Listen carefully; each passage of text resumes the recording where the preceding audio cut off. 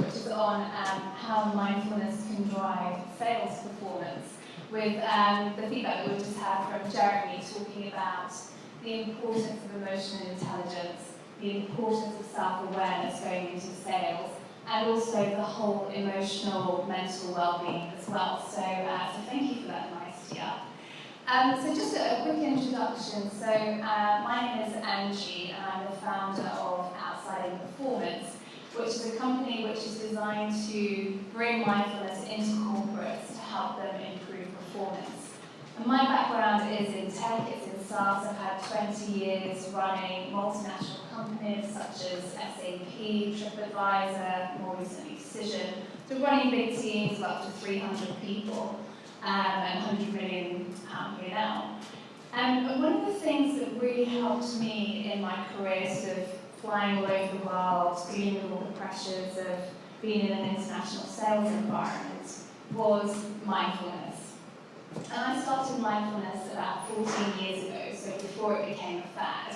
And that really helped me drive my own personal performance, but it also helped me build my authenticity, which you've heard about as well. So just take yourself into a scenario. You're getting to the end of the month. You realise that you're nowhere near your sales target. Your boss is complaining, and you're like, okay, what do we do? So as a sales leader, you then start to look at your productivity metrics. So you're like, okay, how many calls are my teams making every day? How many emails are they doing? How many marketing events are they participating in? And they look at the productivity measures, and they're all where they need to be, but the sales teams aren't performing. So then the sales leader starts to think, okay, what other levers can I pull? We need as a team to hit our targets.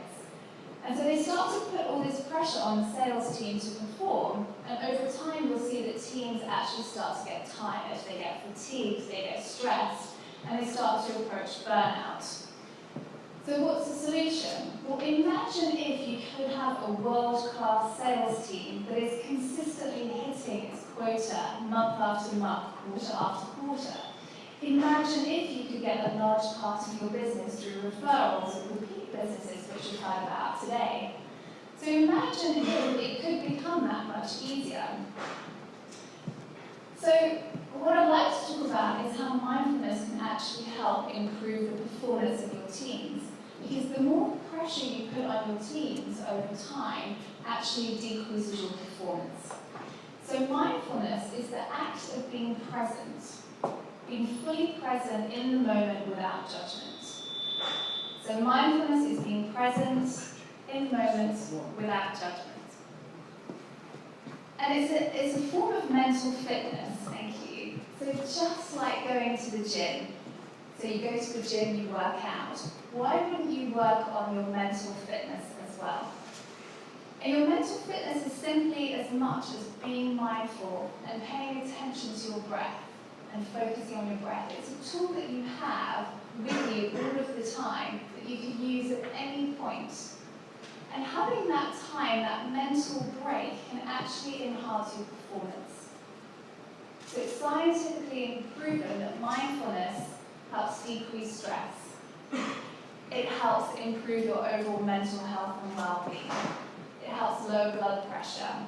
It actually helps you perform better over time by lowering all of those stresses that you're having. So what I'm going to talk to you today about is what 3 things can mindfulness do for you as sales professionals. So the first one is, mindfulness actually helps you build a better rapport with your customers. So we've heard about that a lot today. Sales is all about people, and you can have the best product in the world and work for the best company. But if you show up and you're a bit of an idiot and you don't really know your stuff, they're not going to buy from you. They might buy from your company, but they won't buy from you, they'll buy from your colleague. So mindfulness brings that element of self-awareness. It's training a different part of your brain that actually helps activate kindness, compassion, empathy, authenticity, all the things that we've heard about today. Mindfulness helps cultivate that. You're training a different part of your brain to help build emotional intelligence. A lot of people ask me, Angie, is emotional intelligence something that's just a gift? No. You can actually change your brain and science, I'm not a neuroscientist, but the brain does change with training. So over time you can start to build those skills that make you a much better salesperson. Because a lot of salespeople come about it and it's all about me. I need to hit my target, I need to hit my numbers. When you change your mindset and put yourself in the mind of the customer so that you can be of service to the customer, it's a very different conversation. And people buy from people and they will have a much better experience when you can actually build that empathy and rapport. The second point is mindfulness helps improve memory. So why is memory important other than the obvious of salespeople?